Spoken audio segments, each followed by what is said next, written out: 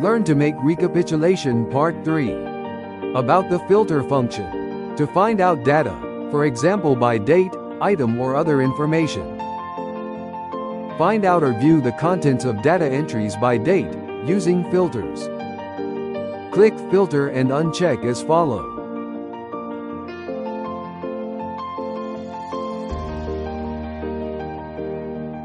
Check the dates you want to filter to view, then click OK. The worksheet display is as follows. To display all again, click Filter. Check the Select All box and click OK.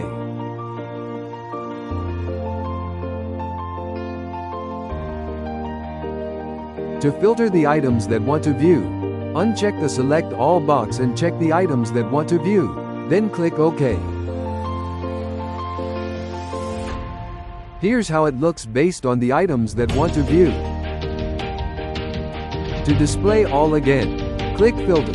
Check the Select All box and click OK. Thanks for watching.